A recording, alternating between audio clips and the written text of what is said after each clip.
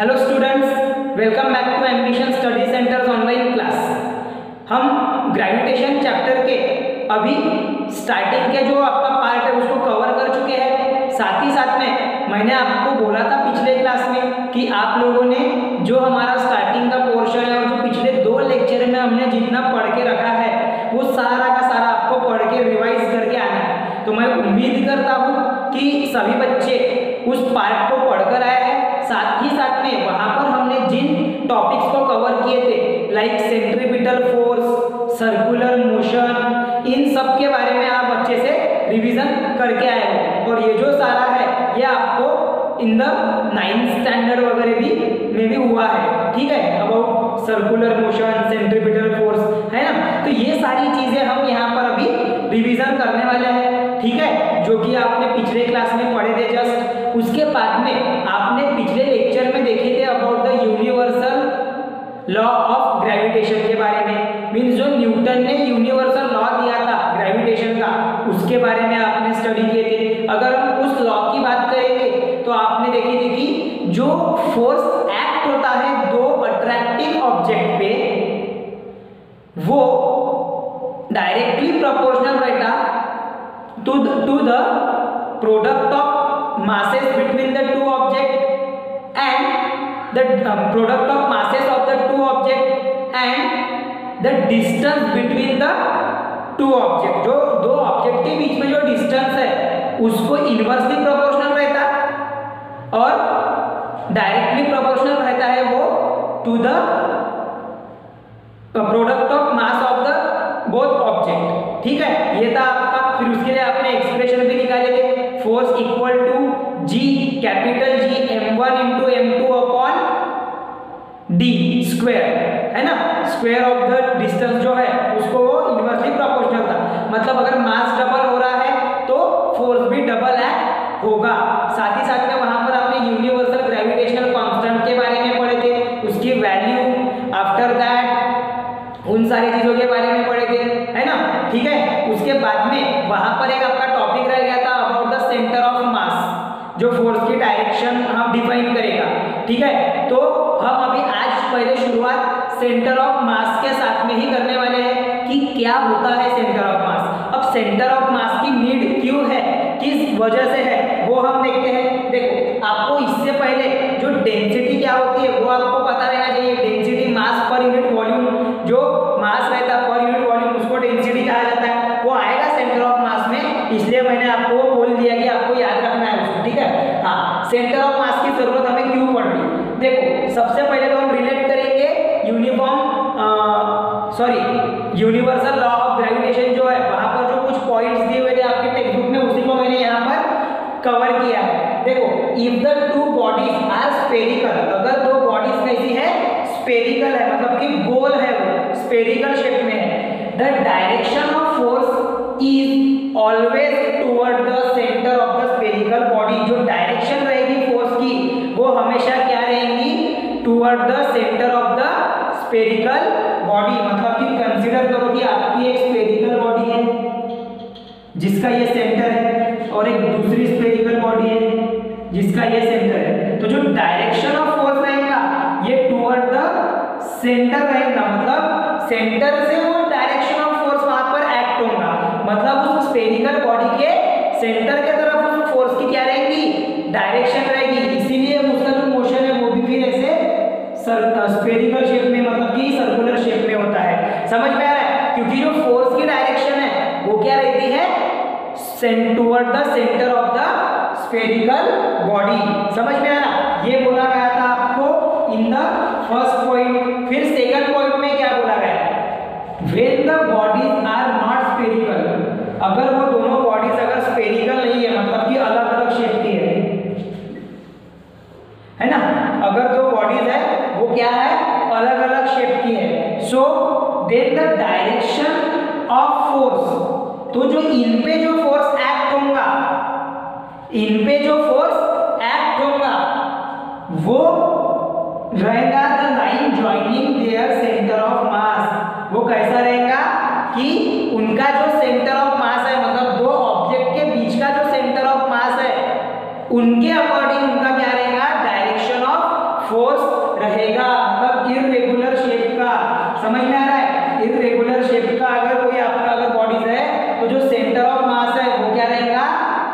उसका वो नहीं सॉरी उनका जो फोर्स है वो क्या होगा, सेंटर ऑफ मास के तरफ टुवर्ड रहेगा, डायरेक्टेड रहेगा।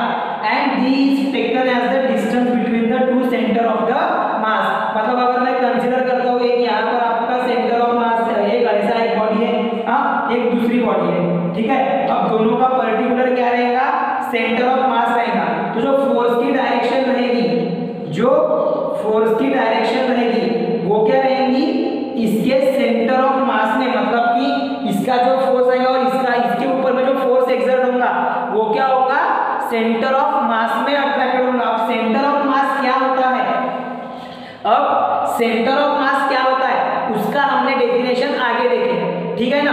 हाँ, मतलब कि अगर कोई इर्रेगुलर शेप की अगर बॉडी है तो उस पे जो फोर्स एक्ट होगा उसकी जो डायरेक्शन रहेगी वो क्या रहेंगी, एक्चुअली में is along the line joining their centre of mass. मतलब कि अगर दो अलग अलग बॉडीज है तो उन दोनों के सेंटर ऑफ मास को जोड़ने के लिए, इन दोनों के सेंटर ऑफ मास को जोड़ने के लिए जिस लाइन का हम यूज करेंगे तो उसको बोला जाएगा उसकी फोर्स की डायरेक्शन। समझ में आ रहा। और उनके बीच में डिस्टेंस क्या रहेगा, डी।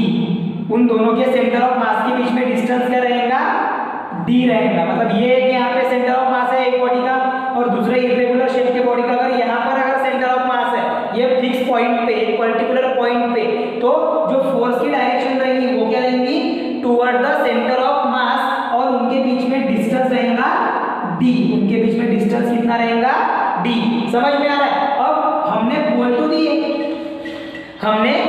तो दिए कि जो बॉडीज है वो कैसी रहती है, इर्रेगुलर रहती है, या फिर कभी कभी होता है कि रेगुलर भी रह सकती है, लेकिन वहां पर उसका जो सेंटर ऑफ मास है वो वहां पर एक्ट होगा उस फोर्स के डायरेक्शन में। मतलब कि जो फोर्स का जो डायरेक्शन है वो ऐसा रहेगा कि जो सेंटर ऑफ मास को ज्वाइन करने वाली जो लाइन है उसके टुवर्ड वो फोर्स का डायरेक्शन रहेगा। अब दो अलग अलग बॉडीज आपको लेना पड़ेगा उसके लिए, एक बॉडी का सेंटर ऑफ मास और दूसरे बॉडी का सेंटर ऑफ मास, दोनों को ज्वाइन करने के लिए जिस लाइन का हम यूज करेंगे वो लाइन की डायरेक्शन में किसका डायरेक्शन रहेगा, फोर्स का डायरेक्शन रहेगा। वही मैंने आपको यहाँ पे ड्रॉ करके दिखाया था, एक बॉडी मैंने यहाँ पे लिया एक उधर में, तो दोनों के सेंटर ऑफ मास को ज्वाइन करने के लिए जिस लाइन का हमने यूज करे वही डायरेक्शन किसकी रहेगी, फोर्स की डायरेक्शन रहेगी। उसी डायरेक्शन में क्या फ्लो होगा, वहां पर फोर्स एक्ट होगा।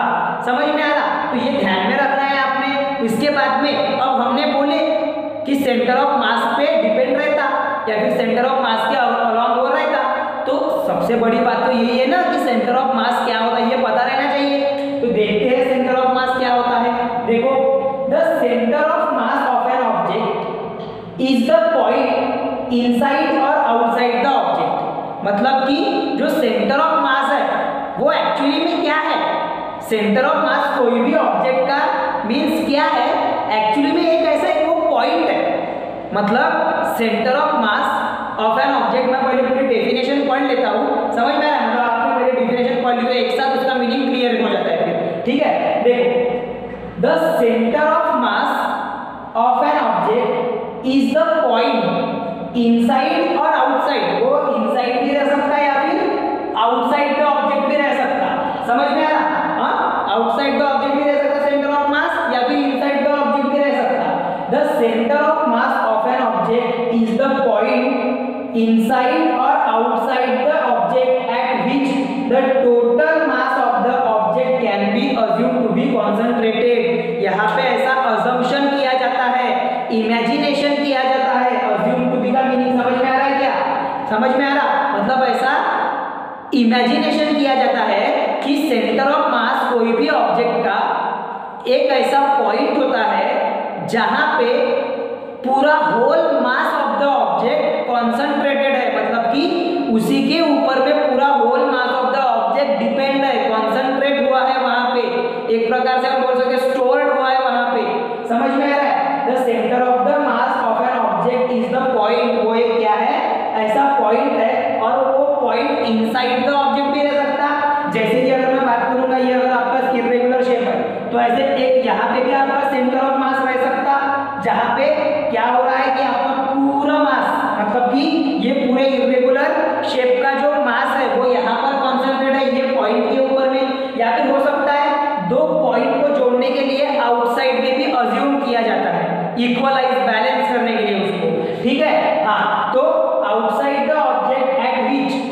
The total mass of the object, ये पूरे ऑब्जेक्ट का mass can be assume to be concentrated, एक ऐसा पॉइंट इनसाइड और आउटसाइड द ऑब्जेक्ट, जैसे अभी मैं यहाँ पर बात कर रहा हूँ इनसाइड द ऑब्जेक्ट की, तो ऐसा पॉइंट जहां पे पूरा total mass of the object क्या है, अज्यूम किया जाता है कि वो कॉन्सेंट्रेट है यहाँ पे, मतलब स्टोर्ड है यहाँ पे, यहीं पे वो क्या कर रहा है, स्टोर हो रहा है, उसको बोला जाता है सेंटर ऑफ मास। इसी पॉइंट को क्या बोला जाएगा, सेंटर ऑफ मास। समझ में आ रहा?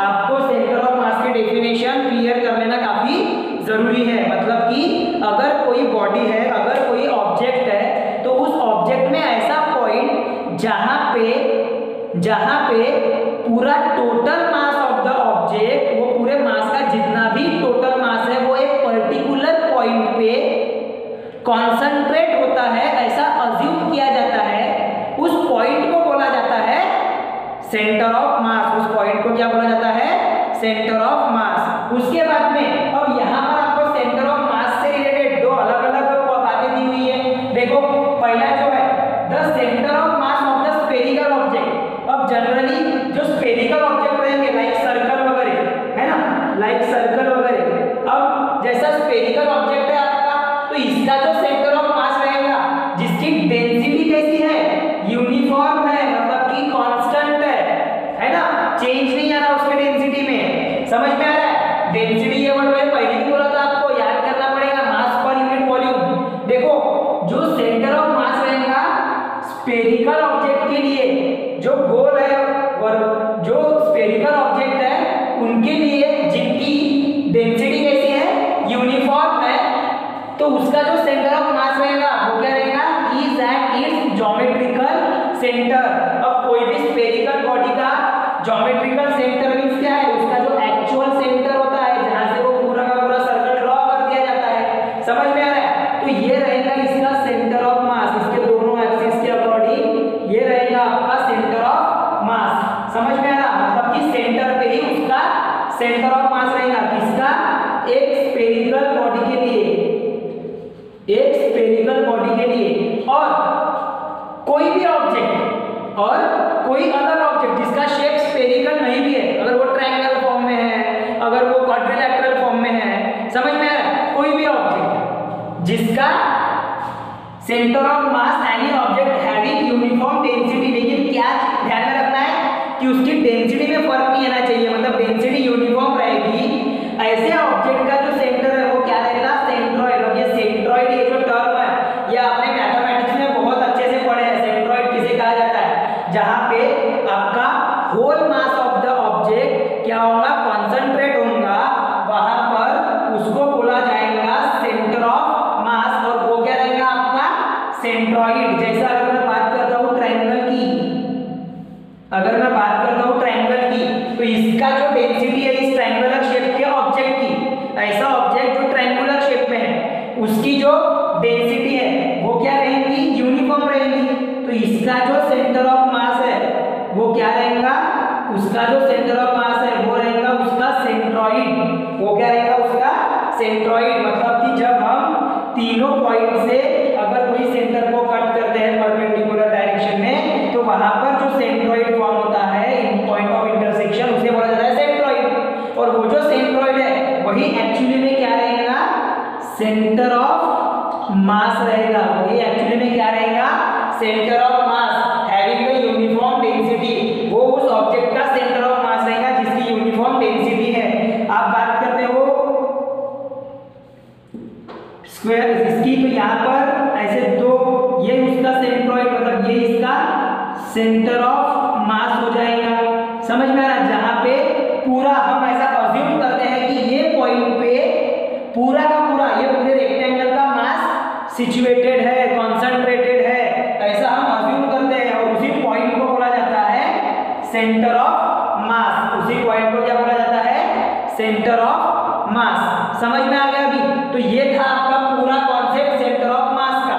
और आपको जो फोर्स की डायरेक्शन है वो along the line joining the centre of मास रहेगी। मतलब कि अगर हमने दो अलग अलग इर्रेगुलर शेप के ऑब्जेक्ट लिए, तो दोनों के सेंटर ऑफ मास को ज्वाइन करने वाली उस लाइन के अलाउ में क्या रहेगा, आपका फोर्स का डायरेक्शन रहेगा, वो ध्यान में रखना आपने, ठीक है ना।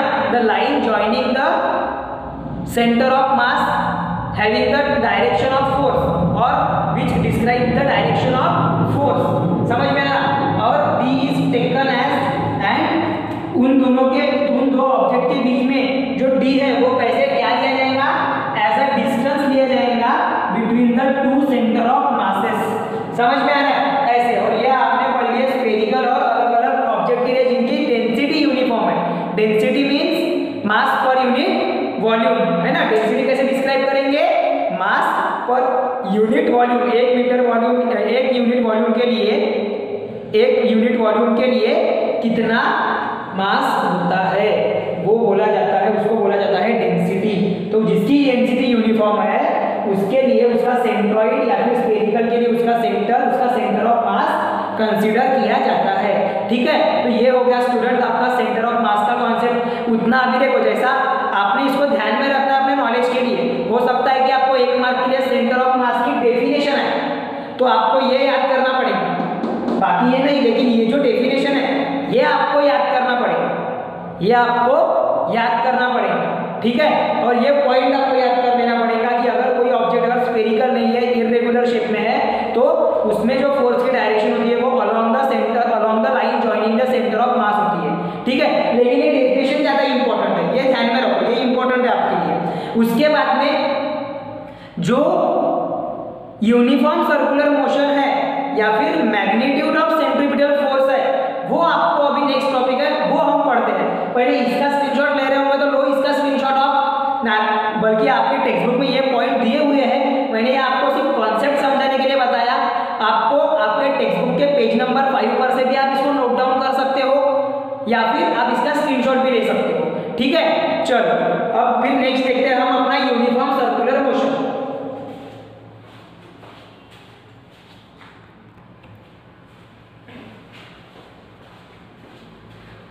तो अभी तक क्या हमने देखे कि सेंटर ऑफ मास क्या होता है, अब देखते हैं यूनिफॉर्म सर्कुलर मोशन क्या होता है। सर्कुलर मोशन तो आपको पता है कि कोई अगर एक ऑब्जेक्ट को हम रिवॉल्व करते हैं या रोटेट करते हैं इन अ सर्कल, तो वो परफॉर्म करेगा वहां पे सर्कुलर मोशन। और यूनिफॉर्म सर्कुलर मोशन का मीनिंग क्या है कि जो ऑब्जेक्ट सर्कल के अराउंड में एक सर्कुलर फॉर्म में रिवॉल्व तो हो रहा है, रोटेट तो हो रहा है, मतलब उसका जो मोशन है उस ऑब्जेक्ट का वो एक सर्कुलर फॉर्म में होने के साथ साथ उसकी स्पीड वहां पर कांस्टेंट रहती है।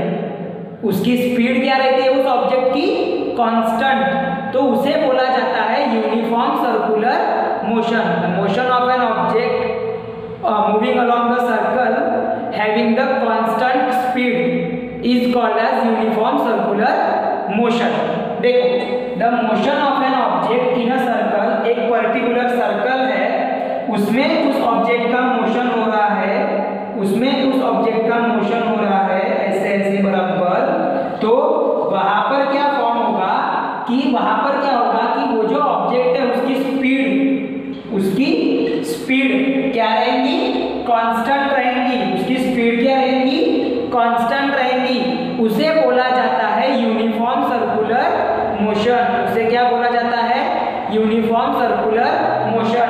सेकंड पॉइंट क्या बोला जाता है कि देखो, as the object moves in a circle, अगर कोई ऑब्जेक्ट सर्कल में मूव हो रहा है, then it is constantly changing its direction. तो वो कॉन्स्टेंटली बराबर रेगुलर इंटरवल ऑफ टाइम में अपना क्या चेंज करेगा, डायरेक्शन चेंज करेगा। ऑब्वियस है, देखो सपोज पहले करके चलते कि यहाँ से जो एक ऑब्जेक्ट है वो मूव कर रहा है इस सर्कल में, तो हमेशा अगर पोजीशन अगर ये चेंज नहीं करता है, मतलब इसकी अगर डायरेक्शन अगर ये चेंज नहीं करता है, तो वो जो ऑब्जेक्ट है ये सब टेंजेंशियल डायरेक्शन में फ्लो आउट हो जाएगा। लेकिन बिकॉज ऑफ की इस पे सेंट्रीपिटल फोर्स एक्ट होता है जो कि टुवर्ड द सेंटर रहता, इस पे सेंट्रीपिटल फोर्स एक्ट होता है इस ऑब्जेक्ट पे,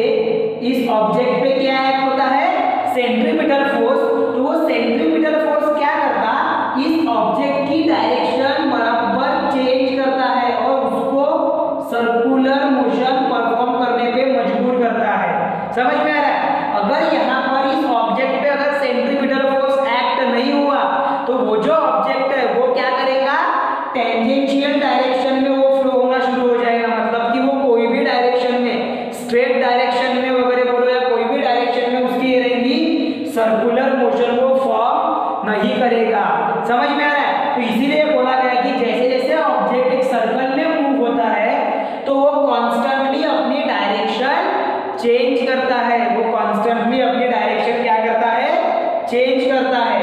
अब हमने बोले कि ये क्यों अपनी डायरेक्शन चेंज करता है, अगर इसको अगर रोटेट होना है इस सर्कुलर फॉर्म में, अगर इस ऑब्जेक्ट को अगर रोटेट होना है मतलब मूविंग करना है, तो इसके ऊपर में कौन सा फोर्स एक्ट होता है, उसके ऊपर में एक्ट होता है सेंट्रीपिटल फोर्स।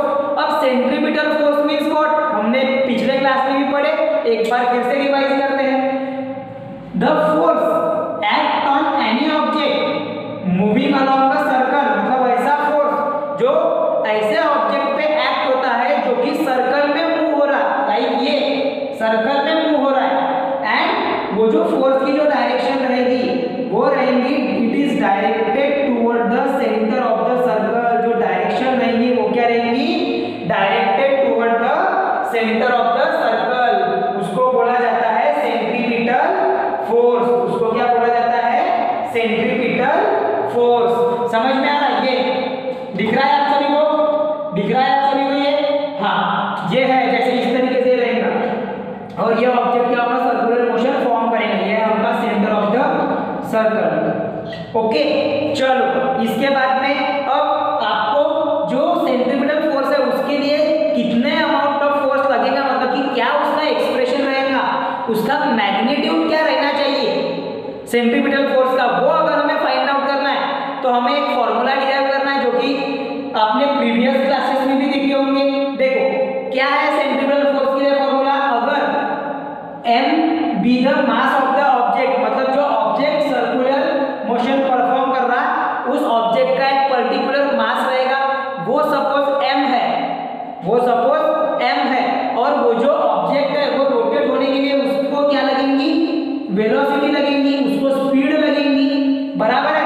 तो v is the speed, v is the speed of the object जो कि कांस्टेंट रहती है, and r is the radius of the circle, r means क्या है, रेडियस ऑफ द सर्कल। अब यहाँ पर रेडियस ऑफ द सर्कल क्या रहेगा, वो distance from centre and the object, object और सेंटर के बीच में जो डिस्टेंस रहेगा, distance between the centre and the object is called as radius, बराबर है। हाँ, तो वहां पर ये रहेगा रेडियस। तो जो सेंट्रीपिटल फोर्स एक्ट हो रहा वो हम लिखेंगे F equals to m v square upon r, ये क्या रहेगा आपका m v square upon r। Basically देखा जाए तो force equal to mass into acceleration होता। फिर यहाँ पर हम बात कर रहे हैं सेंट्रीपिटल फोर्स की, तो सेंट्रीपिटल फोर्स के लिए क्या एक्ट होता है, सेंट्रीपिटल एक्सेलरेशन, वो मैं यहाँ पर रफ में लिख कर दे रहा हूँ। सेंट्रीपिटल फोर्स पे क्या एक्ट होता है, सेंट्रीपिटल एक्सेलरेशन, और सेंट्रीपिटल एक्सेलरेशन की वैल्यू होती है a equal to v square upon r। Centripetal acceleration की वैल्यू क्या होती है, for a uniform circular motion, uniform circular motion के लिए सेंट्रीपिटल एक्सेलरेशन होता है v स्क्वायर अपॉन r। इसीलिए यहाँ पे a के जगह पे आपने v square upon r replace कर दिया, तो ये बन गया फोर्स इक्वल टू, जिसको हम सेंट्रीपिटल फोर्स भी बोल सकते हैं, Fc centripetal force equal to mass into square of velocity upon और square of speed upon radius of the circle. समझ में आ रहा? ये आपको यूज करना पड़ेगा for the centripetal force. Centripetal force जो रहेगा उसके लिए आपको mv स्क्वायर अपॉन r जो है ये आपको यूज करना पड़ेगा, और ये v स्क्वायर अपॉन r कहाँ से आया, सेंट्रीपिटल एक्सेलरेशन से। एक्सेलरेशन जो एसोसिएट रहेगा मूविंग ऑब्जेक्ट के साथ में, समझ में आ रहा है, क्योंकि अलग अलग पोजीशन पे अपनी डायरेक्शन चेंज करता है और उतना डिस्टेंस भी वो चेंज होता है, उसका डिस्प्लेसमेंट भी होता है, तो उसको बोला जाता है, उस पर से बनता है v square upon r with respect to radius. ठीक है, हाँ, तो अब ये आपने ध्यान में रखना है, इसको आप लर्न करोगे।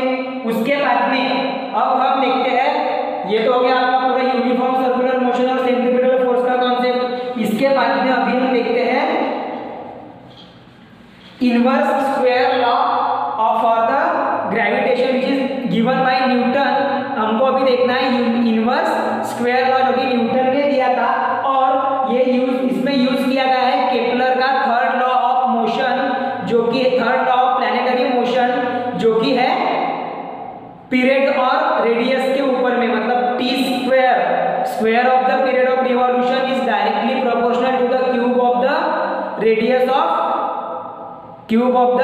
ऑफ ऑर्बिट या फिर रिवॉल्यूशन। समझ में आया ना, जो प्लैनेट और सन के बीच का जो रेडियस था वो समझ में आ गया। तो देखो वो इनवर्स स्क्वायर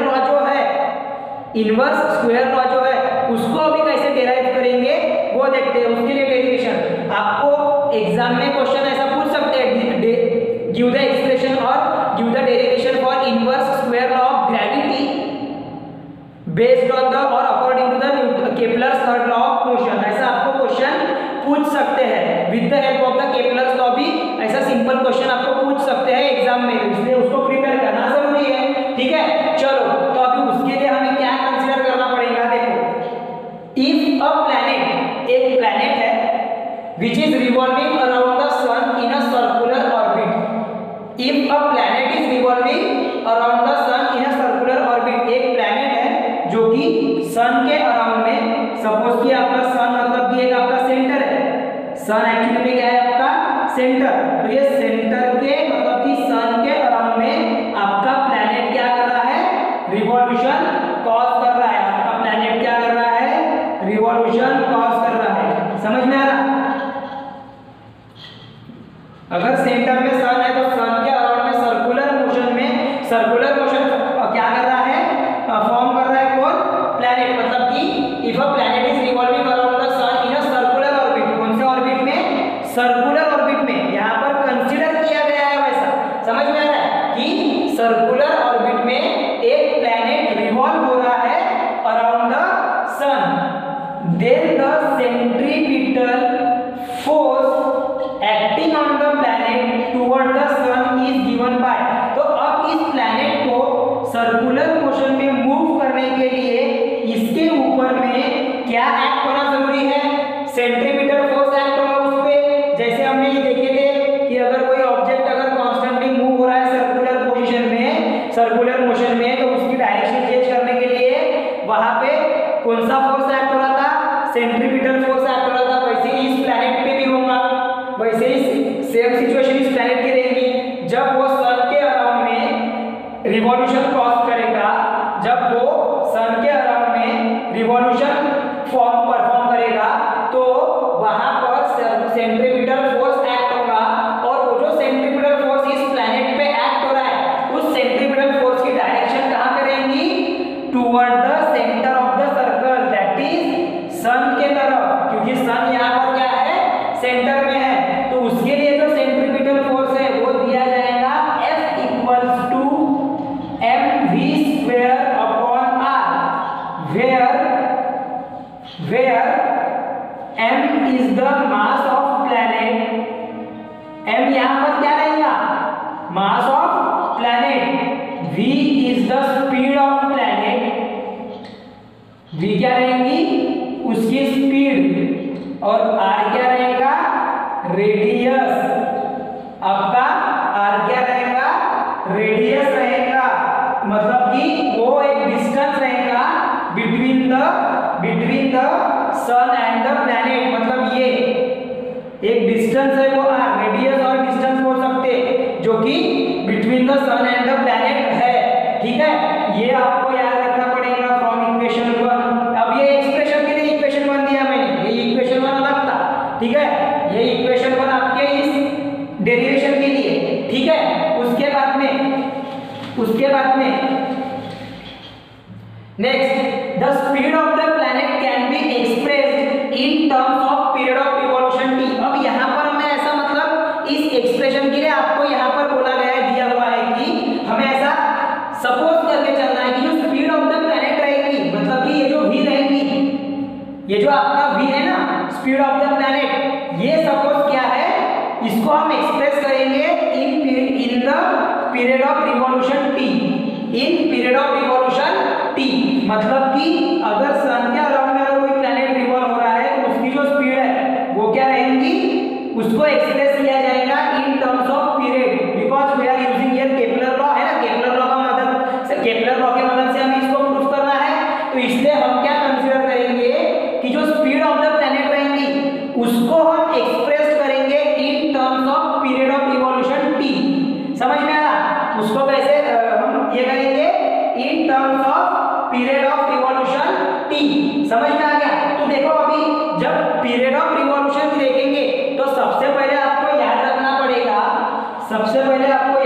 पड़ेगा कि स्पीड इक्वल टू होता डिस्टेंस ट्रैवल्ड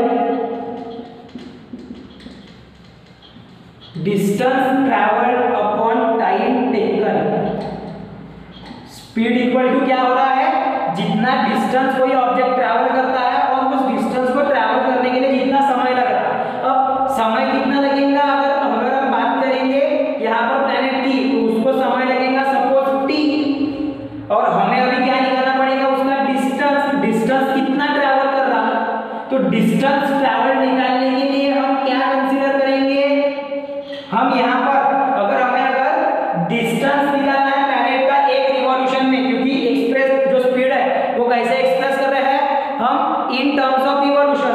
तो अब यहाँ पर ड्रॉ करता हूँ मैं। देखो अगर आपका प्लैनेट ऐसे सर्कुलर मोशन में परफॉर्म कर रहा है रिवॉल्यूशन, तो उसको इस पॉइंट से पूरा एक कंप्लीट रिवॉल्यूशन करने के लिए टाइम लग रहा है टी। एक कंप्लीट रिवॉल्यूशन परफॉर्म करने के लिए उस प्लैनेट को टाइम लग रहा है सपोज टी। तो जो डिस्टेंस जो कवर करेगा वो कितना करेगा? वो करेगा जितना उस सर्कल का सरकमफेरेंस रहेगा। वो कितना डिस्टेंस कवर करेगा? जितना उस सर्कल का सरकमफेरेंस रहेगा। और circumference of circle means perimeter of circle भी होता है। सरकमफेरेंस को ही क्या कहा जाता है? सर्कल के टर्म में पेरीमीटर ऑफ सर्कल भी बोला जा सकता है उसको। तो वो कितना रहता? 2 पाई r। जो सरकमफेरेंस ऑफ सर्कल रहता वो कितना है? 2 pi r। From 7th standard आप लोग ये चीज को पढ़ते आ रहे हो कि circumference of circle is given as 2 pi r। मतलब कि यहाँ पर जो डिस्टेंस ट्रैवल्ड होगा वो कितना होगा? 2 pi r upon T. Time T में एक रिवॉल्यूशन कंप्लीट करने के लिए कितना डिस्टेंस ट्रैवल करेगा वो प्लैनेट? 2 pi r। समझ में आ रहा है? देखो अब यहाँ पर हम लिखेंगे कैसे इसको? ये समझ में आया? Distance upon travel upon time taken. अब देखो लिखेंगे कैसे इसको? Distance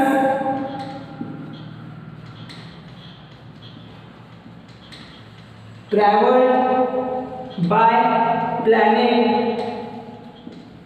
in one revolution। मतलब एक रिवॉल्यूशन में प्लैनेट ने कितना डिस्टेंस ट्रैवल किया, ऐसा उसका मीनिंग है। एक रिवॉल्यूशन में प्लैनेट ने अगर ये पॉइंट से अगर वो स्टार्ट कर रहा है तो एक रिवॉल्यूशन कंप्लीट करने तक के उस प्लैनेट ने कितना डिस्टेंस ट्रैवल किया वो रहेगा आपका is equal to circumference of circle. Circumference of circle क्यों? क्योंकि वो जो रिवॉल्यूशन कर रहा है वो सर्कुलर फॉर्म में कर रहा है। मतलब जितना उस सर्कल का उस ऑर्बिट का सरकमफेरेंस रहेगा उतना क्या होगा? डिस्टेंस ट्रैवल करेगा वो प्लैनेट। बराबर है? इसीलिए हम क्या बोलेंगे कि सरकमफेरेंस ऑफ सर्कल जितना है उतना डिस्टेंस ट्रैवल करेगा। देयरफॉर फिर से लिखेंगे डिस्टेंस ट्रैवल। अब मैं पूरा नहीं लिख रहा हूं। Distance travel equal to 2 pi r। Distance travel कितना रहेगा? 2 पाई r। और 2 पाई r डिस्टेंस है जिसमें से r क्या है? Distance from planet from the sun. और यहाँ पर जो r है ये क्या है? Distance of planet from the sun जो कि सेंटर में है। यह है आपका r। और टोटल जो डिस्टेंस उसने कवर किया वो कितना किया? वो कवर किया एज जितना डिस्टेंस जितना सरकमफेरेंस उस सर्कल का है। समझ में आ रहा? ये हो गया डिस्टेंस ट्रैवल। अब उसके बाद में रेडियस हो गया और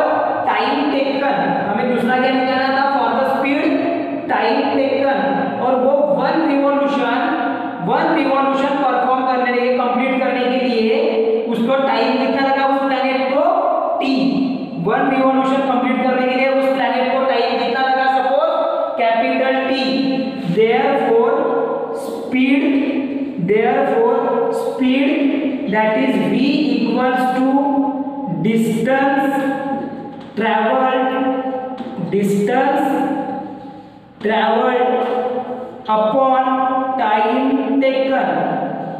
स्पीड क्या हो जाएगी, फिर स्पीड क्या हो जाएगी उसकी, v की वैल्यू क्या हो जाएगी, distance travelled upon time taken. अब देखो डिस्टेंस ट्रैवल, ये देखो अभी डिस्टेंस ट्रैवल हमने कितना निकाले 2 पाई r, तो यहां पर ये वैल्यू पुट कर दो 2 पाई r, ये जो वैल्यू है ये पुट कर दो वहां पे, और टाइम कितना ले रहा है वो t, तो v इक्वल टू क्या हो जाएगा 2 पाई r। इसको दे दो इक्वेशन नंबर 2, इसको क्या दे देंगे, इक्वेशन नंबर 2। अब आपका इतने पार्ट का स्क्रीनशॉट लेकर हो गया है, ठीक है, हुआ होगा तो एक बार इसका स्क्रीनशॉट ले लो, फिर हम पढ़ते हैं आगे।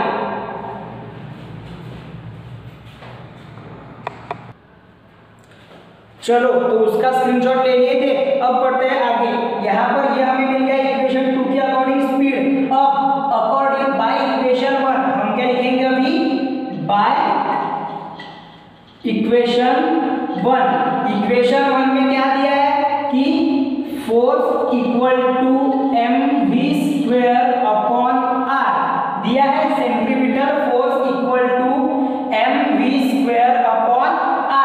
अब इसमें क्या कर दो, देयरफॉर यहां पर क्या कर दो, ये जो आपका फोर्स है इसमें v की वैल्यू आपके पास में है, v equal to 2 pi r upon t, तो ये पुट कर देगा हम इस v के जगह पे, बट क्या कर देंगे यहाँ पे देखो, फिर फोर्स इक्वल टू m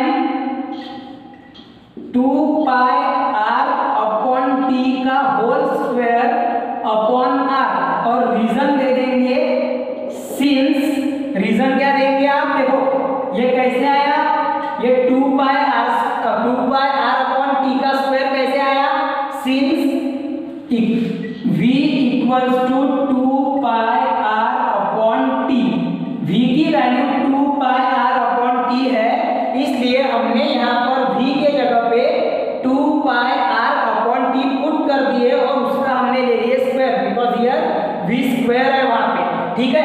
चलो इसको फिर स्क्वायर करो, अभी क्या होगा, फोर्स इक्वल टू m 2 का स्क्वायर 4 पाई का स्क्वायर r का भी square upon t square upon r।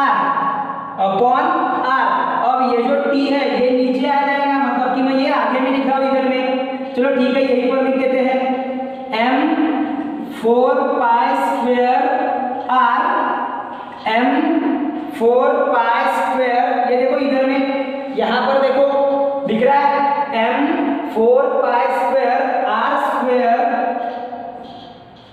r into T square, ये जो है t ये डिनोमिनेटर में आ गया, ये किस में आ गया, डिनोमिनेटर में आ गया, समझ में आ रहा है, ये किस में आ गया, डिनोमिनेटर में। अब यहां से जो कॉमन टर्म्स है इसको हम कट कर सकते हैं, लाइक यहाँ पे r स्क्वायर है, तो ये एक r और ये एक r यहाँ से स्क्वायर में से कैंसिल आउट हो जाएगा, समझ में आ रहा, तो ये क्या हो जाएगा, therefore force equal to 4 pi square m को पहले ही रहने दो, m 4 pi square r upon t, देखो यहां से एक r कैंसिल हो गया, डिवाइड हो गया वो ये वाले r से, तो वहां पे क्या बचा, m 4 pi square r upon t। अब क्या करेंगे हम, यहाँ पे हमको यहाँ पर यूज करना है केपलर का थर्ड लॉ, तो हम क्या करेंगे यहाँ पे, अभी इस स्टेप में ध्यान दो, मल्टीप्लाइंग एंड डिवाइडेड बाय, हम क्या करेंगे, ये इक्वेशन जो है इसको multiplying and divided by r square कर देंगे, इसको हम क्या कर देंगे, multiplying and divided by r square, multiplying and divided by r square, समझ में आ रहा, कर दो इसको मल्टीप्लाई एंड डिवाइड, तो क्या हो जाएगा, फोर्स इक्वल टू क्या हो जाएगा, 4 pi square R multiplied by R square upon T, यहाँ पर स्क्वायर नहीं लिखा हमने, ये स्क्वायर चाहिए यहाँ पे, हाँ, upon T square into R square. मतलब हमने न्यूमरेटर और डिनोमिनेटर दोनों में हमने क्या कर दिया, मल्टीप्लाई और डिवाइड कर दिए आर स्क्वायर से। तो हमें क्या मिल गया, F equal to m into 4 pi square R into R square. अब ये क्या हो जाएगा, F इक्वल टू, शायद दिखेगा नहीं आपको तो ऊपर में लिखता हूँ, इधर में इतना पार्ट मिला देता हूँ अभी, ठीक है, इतना पार्ट मिला देता हूँ। आई होप आपने इसका भी स्क्रीनशॉट ले लिए थे, ठीक है।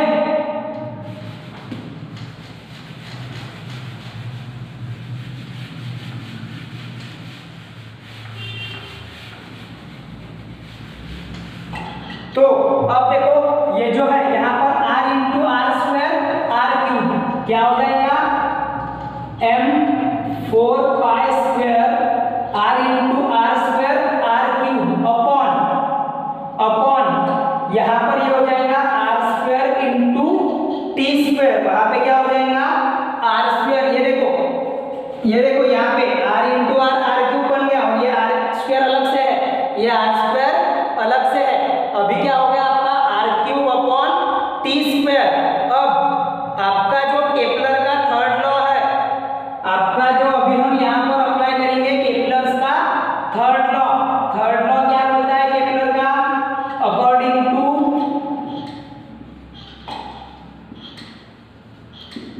केपलर्स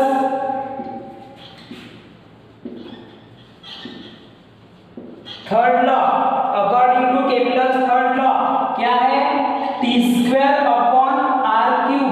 ध्यान दो, T square upon are cube equal to 1k है, T square upon are cube equal to k।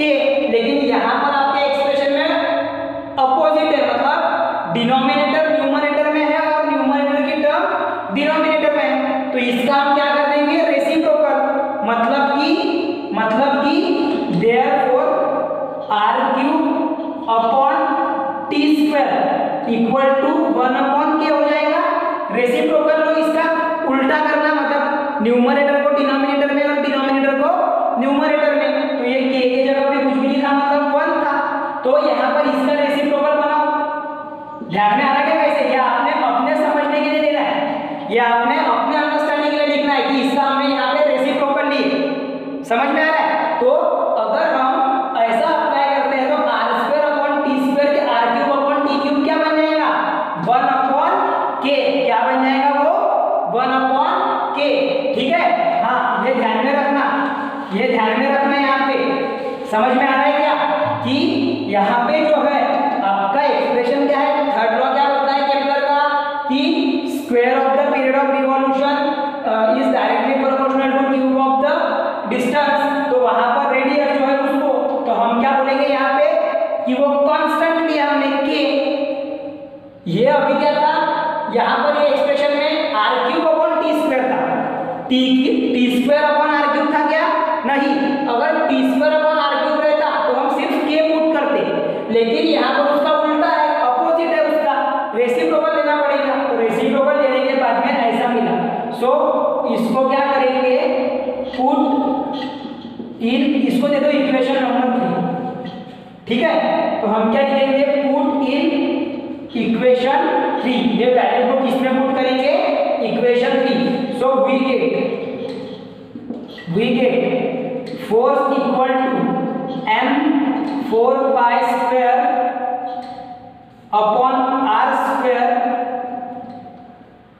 And into 1 upon K, into 1 upon K. ये मैंने जैसे का वैसा आपके समझने में लिख दिया। अब इसको 1 से मल्टीप्लाई करें तो वो वही आ जाता, 4 pi square upon R into K. समझ में, आर स्क्वायर इंटू के। अब ये जो इतना है, ये इतना पार्ट जो है, इसमें से 4 भी कांस्टेंट, पाई स्क्वायर भी कांस्टेंट, ये तो है ही ऑलरेडी कांस्टेंट, ये जो के है ये ऑलरेडी कांस्टेंट ही है। समझ में आ रहा? अब बचा क्या, सिर्फ आर स्क्वायर, मतलब कि ऐसा लिखेंगे अभी देखो, but m4 pi square m upon k equal to constant. ये सबके सब क्या है, कांस्टेंट है। और जब ये कांस्टेंट है तो क्या हो जाएगा, फोर्स हो जाएगा प्रोपोर्शनल, फोर्स रहेगा प्रोपोर्शनल टू, मतलब कि इनवर्सली प्रोपोर्शनल हो जाएगा वो r स्क्वायर को। फोर्स क्या बन जाएगा, कांस्टेंट इनटू, फोर्स हो जाएगा constant into 1 upon r square. आपका फोर्स कैसे बन जाएगा, फोर्स हो जाएगा आपका constant into 1 upon r square. इसी को हम कैसे लिख सकते हैं, ये कांस्टेंट हटा दिए तो ये बन जाता प्रोपोर्शनल, कांस्टेंट हटा दिए तो वो क्या बन जाता, प्रोपोर्शनल। और इसी को बोला जाता है इनवर्स स्क्वायर लॉ, जहां पे हम ये कंक्लूड करते हैं कि the centripetal force which is acting on the planet who is revolving around the sun is inversely proportional to the square of the distance between the sun and the planet. समझ में आ रहा है, जो centripetal force act होता है कोई planet पे जो कि सन के अराउंड में रिवॉल्व कर रहा है सर्कुलर मोशन में, वो इनवर्सली प्रोपोर्शनल रहेगा to the distance between the sun and the planet. मतलब जैसे जैसे प्लैनेट और सन के बीच का डिस्टेंस बढ़ेगा वैसे वैसे उनके ऊपर में जो सेंट्रीपिटल फोर्स है वो कम होते जाता है, ऐसा उसका मीनिंग है। लेकिन एक proper amount of centripetal force उसमें अप्लाई होता है, इसीलिए वो आउट ऑफ द ऑर्बिट नहीं जाता। समझ में आ रहा है, इसको बोला जाता है inverse square law of gravitation.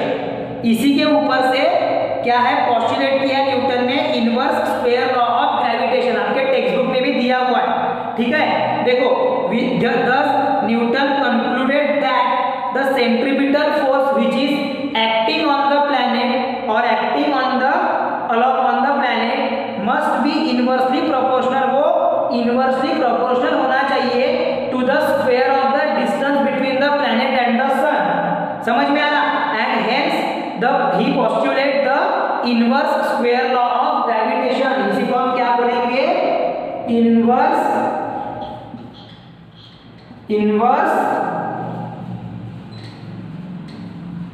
square law of gravitation। समझ में आ रहा है, इसी का मीनिंग क्या है कि ये है inverse square law of gravitation. ठीक है, तो ये आपको पूछने आ सकता है पूरे के पूरे 3 मार्क के लिए एग्जाम में, आपने करना इसको properly.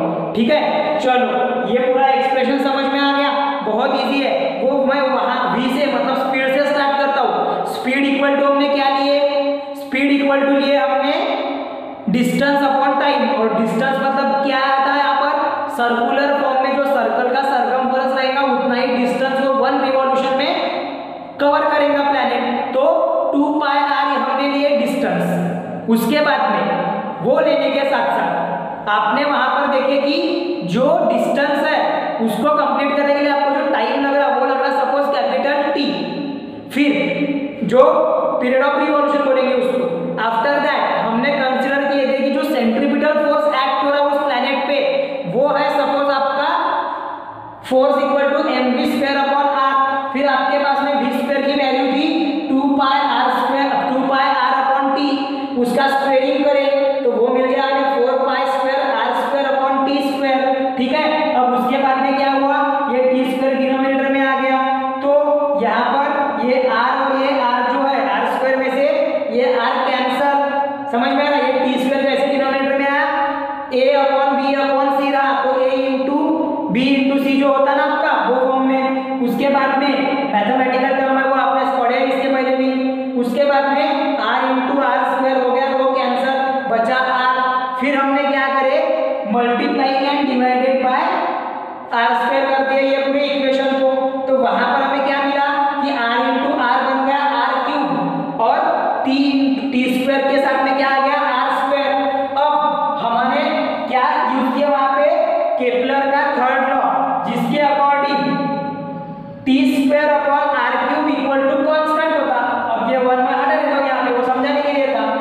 T square upon are cube equal to क्या होता, T square upon are cube equal to constant रहता के, लेकिन यहाँ पर R cube upon T square था तो हमने उसका कर दिया रेसिप्रोकल। इसको क्या कर दिया, रेसिप्रोकल। इसको रेसिप्रोकल करने के बाद में हमको क्या मिला, R cube upon T square equal to 1 upon के।